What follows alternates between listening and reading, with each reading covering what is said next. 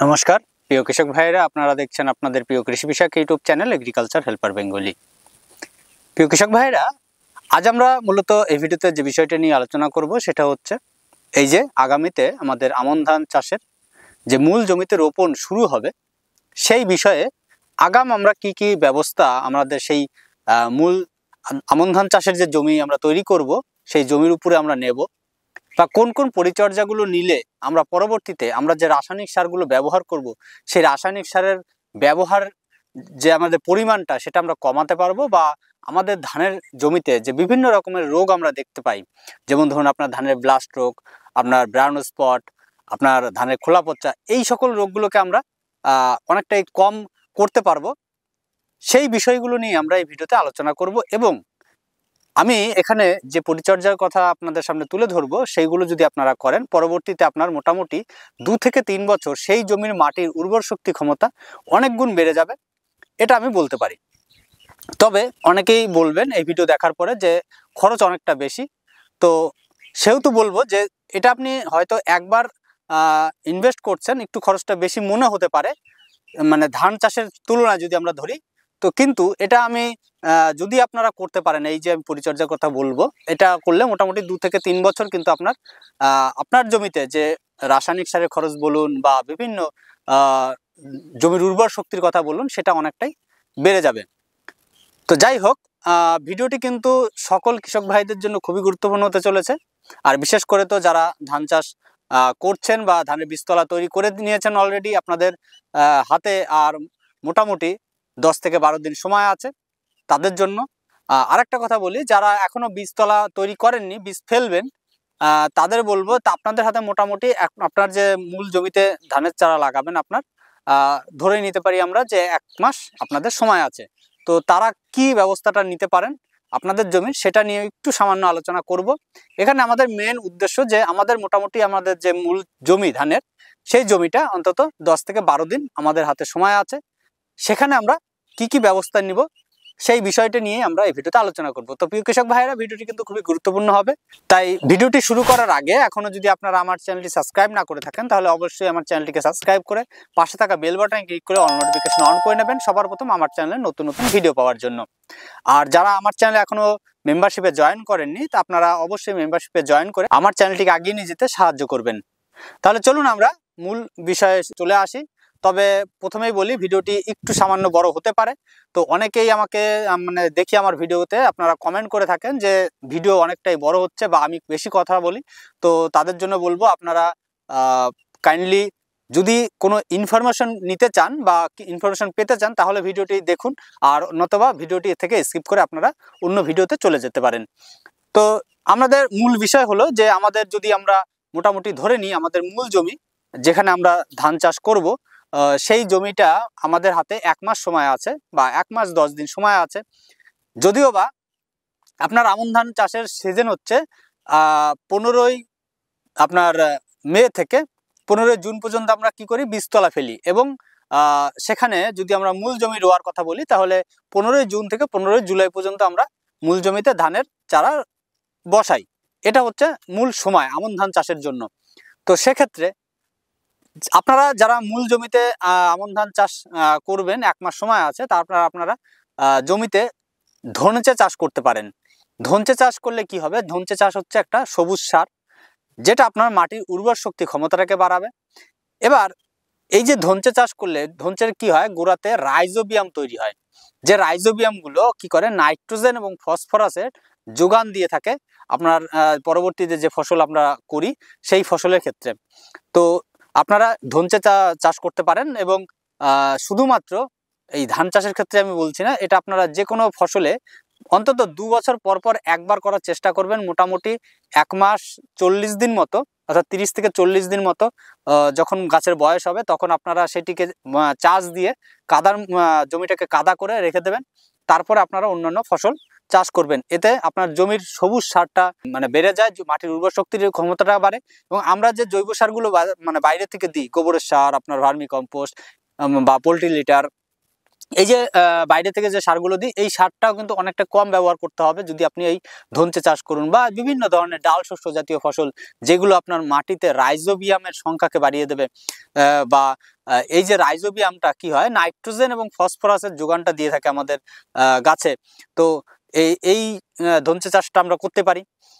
তো এটা একটা মানে বিষয় গেল। এইবার আমরা চলে আসি মূল বিষয়, সেটা হচ্ছে আমাদের হাতে আমরা যদি ধরি যে মোটামুটি আগামীতে, এই যে আজকে মোটামুটি 10 তারিখ, তো আগামী 20 তারিখ থেকে কিন্তু আমাদের মূল জমি রোয়া প্রায় মোটামুটি কিছু কিছু জায়গায় শুরু হয়ে যাবে। তো হাতে আর আমাদের 10 থেকে 12 দিন আছে। তো এখন আমরা কি করব? এখন আমাদের যেটা কাজ হচ্ছে, সবার প্রথম এই যে এখন প্রচন্ড খরা চলছে, তো আমাদের এই যে খরা চলছে এখানে কি করতে হবে, এখন যে জমিটা আপনি ওই মূল জমি ধান চাষ করবেন সেই জমিটাকে ভালো করে চাষ দিতে হবে, দিয়ে সেই মাটিটা আলগা করে দিতে হবে এবং অবশ্যই সেটা কি ডিপ করে চাষ দিতে হবে। এখানে এই যে চাষ দেওয়ার আগে যদি আপনারা পারেন, তো আমি বলবো আপনারা ডলোমাইট ব্যবহার করুন। যদি পারেন ব্যবহার করবেন, না পারবেন শুধু ছেড়ে দিন, শুধু চাষ দিয়ে দিন। ডলোমাইট ব্যবহার করলে কি হয় আমি একটা বলি, ডলোমাইটটা ব্যবহার করলে জমির উর্বর শক্তি ক্ষমতাটা বাড়ে। তার আগে একটা কথা বলি, এই যে ধরুন আপনারা কিছু কিছু জমি আপনারা যখন চাষ করেন দেখবেন জমিতে গাছ বসে যায়, বা কিছু কিছু জায়গায় দেখবেন মাটির কিছু কিছু জায়গায় গাছ একটু কমজোর, যতই সার দিচ্ছেন জোর হচ্ছে না। তার মানে কি আমরা বলি মাটিতে নোনা লেগেছে। এই যে এটা হওয়ার কারণ হচ্ছে আপনার মাটির মধ্যে একটা গ্যাস তৈরি হয়, বা বিভিন্ন সময় কি হয় যে পিএইচ এর মাত্রা, যে পিএইচ মাটিতে পিএইচ এর মাত্রা কম হয়ে যায়, তার কারণে কিন্তু আমরা যতই সার ব্যবহার করি না কেন সেই জমির থেকে আমরা ভালো ফসল পাই না বা ফলন পাই না। তো সেই কারণে এই যে ডলোমাইটটা ব্যবহার করলে এক, মাটির উর্বর শক্তি ক্ষমতাটাকে বাড়ায়, মাটির পিএইচটাকে কন্ট্রোল করে, এবং তার পাশাপাশি এই যে ডলোমাইটটা কি না, ডলোমাইট হচ্ছে আমাদের মানে পাহাড় অঞ্চলে বা পাহাড়ের পাথর থেকে তৈরি হয় ডলোমাইট। এর মধ্যে আমরা আপনার ফসফরাসও দেখতে পাই, অর্থাৎ এই ডলোমাইটের মধ্যে ফসফরাস থাকে, যার কারণে আমাদের এই ডলোমাইট যদি আমরা ব্যবহার করি তো পরবর্তীতে আমরা বাইরে থেকে যে ফসফরাসটা ব্যবহার করি আমাদের জমিতে, সেই ফসফরাসের পরিমাণ অর্থাৎ ফসফেট সার, সেই ফসফেট সারের পরিমাণটা কিন্তু অনেকটাই কম ব্যবহার করতে হয়। তো ডলোমাইটটা কিভাবে ব্যবহার করতে হয়, ডলোমাইটটা ব্যবহার করার মানে সঠিক নিয়ম হচ্ছে প্রতি 1 বিঘা জমিতে অর্থাৎ 33 শতক জমিতে 2 কুইন্টাল হারে ব্যবহার করতে হবে। ধরুন এবছর আপনি 2 কুইন্টাল ডলোমাইট ব্যবহার করেছেন, আপনাকে আগামী 2 বছর আর ডলোমাইট ব্যবহার করতে হবে না।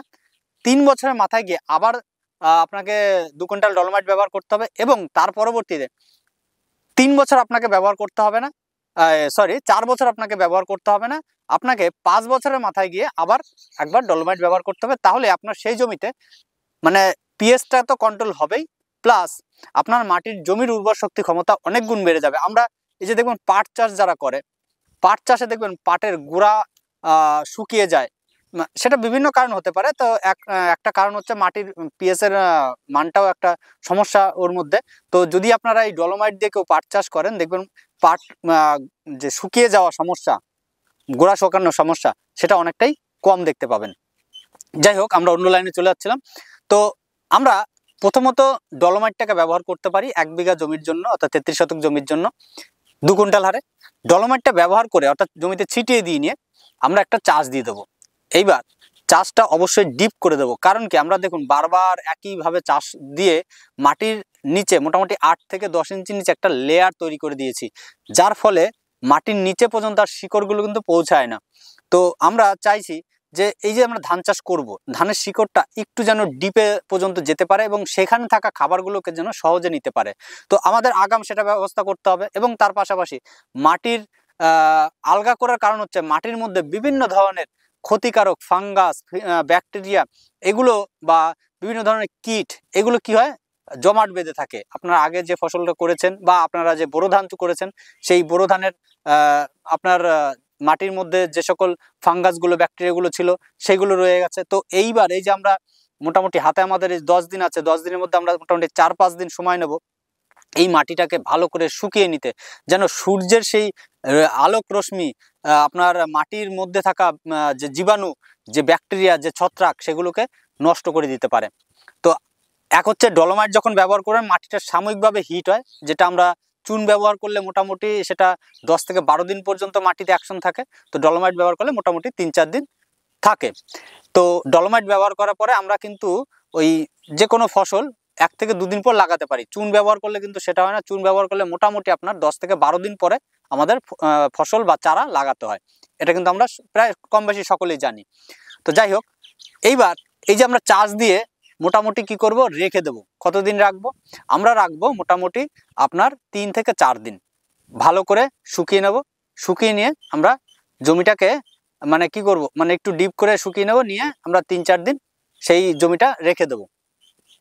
এরপরে যখন আমাদের মোটামুটি 4 দিন হয়ে গেল, আমরা দেখলাম মাটিটা শুকিয়ে গেছে, আপনারা যদি আপনাদের সম্ভব হয় আপনারা মানে মাঝখানে আরেকটা টানা চাষ দেবেন, টানা ফালে। এখানে রোটাভিটারের কোনো কাজ নেই, এখানে যা বললাম সবটাই টানা ফালে চাষ হবে। এবার আরেকটা টানা ফালে মাঝখানে 2 দিন পরে একটা চাষ দেবেন, তাহলে কি হবে, মাটিটা পাল্টি হয়ে যাবে, উলট পালট হয়ে যাবে। এবার আবার 2 দিন রোদ খেয়ে নিল, মাটিটা রোদ শুকিয়ে গেল, বিভিন্ন ছত্রাকগুলো কিন্তু কি হবে, এতে ভালোভাবে মারা যাবে। এরপরে মোটামুটি 4 দিন পরে আমরা যেটা করব, এবার তার আগে একটা কথা বলি। এবার আমরা এই যে আমাদের হাতে 4 দিন সময় নিচ্ছি, আমরা এই সময় আমরা যদি পারি, আমরা যদি ট্রাইকোডার্মা ভিরিডি এবং সিউডোমোনাস, যেটা আপনার একটা হচ্ছে জীবাণু ছত্রাক একটা, আর একটা হচ্ছে ব্যাকটেরিয়া। তো এই যে ট্রাইকোডার্মা ভিরিডি এবং সিউডোমোনাস, এই দুটোকে যদি আমরা কালচার করে নিতে পারি তাহলে খুবই ভালো হয়। তাহলে আপনারা এই যে প্রথম যখন জমিটা চাষ দিচ্ছেন, জমিটা ফেলে রাখছেন, এই 4 দিন আপনারা সেটা কালচার করে নিন। এবার একটুখানি সামান্য বলি, আপনারা যদি আমার পুরনো ভিডিও দেখে থাকেন কেউ, এই আপনার সিউডোমোনাস এবং ট্রাইকোডার্মা ভিরিডির কালচার কিভাবে করতে হয়, আপনারা চাইলে আমার চ্যানেলের মধ্যেও আছে, আপনারা দেখে নিতে পারেন। আপনারা একটা মানে কি বলবো, বাজারে দেখবেন 1 কিলোর করে প্যাকেট পাওয়া যায়, 200 টাকা করে দাম নেয়। ট্রাইকোডার্মা ভিরিডি 200 টাকা এবং সিউডোমোনাস 200 টাকা। এই দুটোকে আলাদাভাবে সবসময় আপনারা কালচার করার চেষ্টা করবেন। 50 কেজি জৈব সার, আপনারা গোবর সার নিতে পারেন, জৈব সার নিলেন, নিয়ে সেটাকে ভালো মতন, মানে 1 কিলো ট্রাইকোডার্মাকেই ধরি, 1 কিলো ট্রাইকোডার্মাকে ভালো মতন মিশাবেন। মিশিয়ে নিয়ে সেটা অবশ্যই ছাওয়া জায়গায় মিশিয়ে নিয়ে আপনারা কি করবেন, গুড় নেবেন, 1 কেজি গুড়, সেটাকে ভালো করে জল বানাবেন এবং তার মধ্যে বেসন গুলে দেবেন, দিয়ে আপনারা সেটাকে ভিজিয়ে দেবেন। ওটাকে ঝাঁঝরি দিয়ে আপনারা ভালো করে সেটা উপর থেকে ভিজিয়ে দেবেন, দিয়ে একটা চটের বস্তা দিয়ে আপনারা ভালো মতো ঢেকে দেবেন। এটা করে নেবেন। এটা করে নেওয়ার পরে এই যে 4 দিন পরে আমরা চলে আসব। যখন এই যে 4 দিন পরে আমরা কি করব, আমরা জৈব সার জমিতে ব্যবহার করব। জৈব সার আমরা জমিতে ব্যবহার করব। জৈব সার আমরা গোবরের সার ব্যবহার করতে পারি 1 বিঘা জমির জন্য আপনার 2 ট্রলি, অথবা আমরা পোল্ট্রি লিটার ব্যবহার করতে পারি 1 বিঘা জমির জন্য আপনার 2 ট্রলি, অথবা আমরা বাজারে যে ভার্মি কম্পোস্ট কিনতে পাই, সেই ভার্মি কম্পোস্ট আমরা ব্যবহার করতে পারি 1 বিঘা জমির জন্য 2 কুইন্টাল, অথবা আপনারা ফার্ম ইয়ার্ড ম্যানুয়াল পাওয়া যায় এখন কিনতে, ওই জৈব সারই একই, সেটা ব্যবহার করতে পারেন। তো যে কোনো জৈব সার আপনারা ব্যবহার করবেন, এবং জৈব সার যখন আপনারা ব্যবহার করছেন, জমিতে ছিটিয়ে দিচ্ছেন, জৈব সারটাকে ছিটিয়ে দিয়ে, এবং তার পাশাপাশি ওই যে আপনি কালচারটা করেছেন, যদি আপনারা কালচার করে থাকেন তাহলে ওই যে কালচারটা করেছেন, সেই কালচার দুটোকে, অর্থাৎ সিউডোমোনাস কালচার এবং ট্রাইকোডার্মার কালচার দুটোকে মিক্সার করে আপনারা জমিতে ওই জৈব সারের পাশাপাশি ওটাকে ছিটিয়ে দিন। দিয়ে এবার কি করবেন, একটা রোটাভিটার দিয়ে চাষ দিয়ে দেবেন। চাষ দিয়ে জমিতে জল ছেড়ে দিন। জল ছেড়ে দেওয়ার পরে জমিটা ওইভাবে রেখে দিন। এবার দেখবেন 3-4 দিন পরে যখন জমিটা শুকিয়ে যাবে, মানে এই যে আপনি এই দুটো তো জীবাণু সার, সেটা কি হলো, মাটির মধ্যে ভালো মতন মিশে গেল। এবং তার পাশাপাশি এই যে 3-4 দিন পরে যখন মাটিটা শুকিয়ে যাবে, এবং মাটিটা শুকানোর পরে মানে এই যে তাপে মাটিটা দেখবেন শুকিয়ে যাবে। শুকিয়ে গেলে ওই 4-5 দিনের মাথায় দেখবেন ছোট ছোট ছোট ছোট ঘাস কিন্তু অলরেডি ফুটতে শুরু করে দেবে। এবার যখনই ওই ঘাসগুলো ফুটতে শুরু করে দেবে, আর আপনি কি করছেন, আপনি তো পরবর্তীতে মোটামুটি 8-10 দিনের মাথায় আপনি আবার ওই জমিতে চাষ দেবেন, দিয়ে আপনার মূল জমির ধান চাষ করবেন, বা মূল জমির ধানের চারা রোয়া করবেন। তাহলে ওই যে ঘাসগুলো ফুটলো, তার মানে কি আপনি কোনো ওষুধ ছাড়াই ওই যখনই চাষ দেবেন ওই আগাছাগুলো নষ্ট হয়ে যাবে। নতুন ফোটা ঘাস ওগুলো নষ্ট হয়ে যাবে। তার মানে কি আপনি কোনো ওষুধ ছাড়াই কিন্তু ওই আগাছাকে নষ্ট করে দিতে পারছেন, দমন করতে পারছেন। তাহলে এইখানে কিন্তু আপনার একটা প্রফিট হয়ে যাচ্ছে। ওদিকে জমির মাটির উর্বর মানে ক্ষমতাটা বাড়ছে, এবং তার পাশাপাশি আমরা কি বলি যে এই যে ট্রাইকোডার্মা ভিডি, সিউডোমোনাস এগুলো ব্যবহার করার আগে অর্থাৎ 7 দিন আগে এবং 7 দিন পরে আমরা জমিতে কোনো রকম রাসায়নিক সার ব্যবহার করতে পারবো না। তাহলে আমি এই যে যখন 4 দিন মাথায় ব্যবহার করলাম, তারপর আমি কি করলাম, জমিটায় মোটামুটি 7 দিন মতো, 6 থেকে 7 দিন জমিটা ছেড়ে রাখলাম। এই যে 7 দিনে কিন্তু সে জমির মাটির উর্বর শক্তি ক্ষমতাটা বাড়ালো, এবং ট্রাইকোডার্মা ভিডি আর সিউডোমোনাস মাটির মধ্যে থাকা বাদবাকি যে ছত্রাক, যে ব্যাকটেরিয়াগুলো ছিল সেগুলোকে নষ্ট করে দিল, যার ফলে এই যে পরবর্তীতে আপনার ধানের জমিতে যে ব্লাস্ট, আপনার যে বিএলবি রোগ অর্থাৎ ব্যাকটেরিয়া জনিত, বা আপনার যে শীত ব্লাইট, খোলা পচা রোগ, এই সমস্যাগুলো কিন্তু অনেকটাই কম দেখতে পাবেন। এটা আপনারা অবশ্যই করতে পারেন। তো প্রিয় কৃষক ভাইয়েরা, এই যে বিষয়গুলো আমি তুলে ধরলাম, এটা যে আপনাদের করতেই হবে তার কোনো মানে নেই। আপনারা যদি মনে হয় যে এগুলো করলে আপনাদের জমির উপকার আসবে বা পরবর্তী ভবিষ্যতে আপনার জমির থেকে ভালো আপনি ফলন পাবেন বা পেতে চাইছেন, তাহলে আপনারা নিশ্চয়ই করতে পারেন। আর মানে এখন আমরা যেটা দেখি বর্তমানে, মানে 99% কৃষক ভাই কিন্তু জমির মাটির উর্বর শক্তি ক্ষমতা মানে বাড়ানো নিয়ে কোনো রকম চিন্তা তাদের নেই। তারা একটাই জানে, রাসায়নিক সার ব্যবহার করব, আমরা ফলন ঘরে তুলব। সেটা যদি চান তাহলে অবশ্যই পরবর্তীতে আমি রাসায়নিক সারের ভিডিও নিয়ে আসব, এবং সেখানেও আমি বিভিন্ন ধরনের রাসায়নিক সার কখন কোনটা ব্যবহার করতে হয় সেটা নিয়েও আলোচনা করব।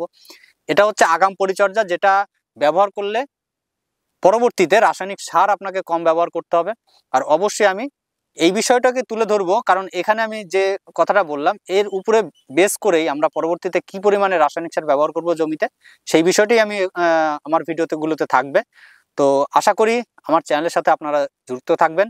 আর যদি ভিডিওটি ভালো লেগে থাকে তাহলে ভিডিওকে অবশ্যই লাইক করবেন। আর তাহলে আজ এই পর্যন্তই, দেখা হবে পরবর্তী ভিডিওতে। নমস্কার।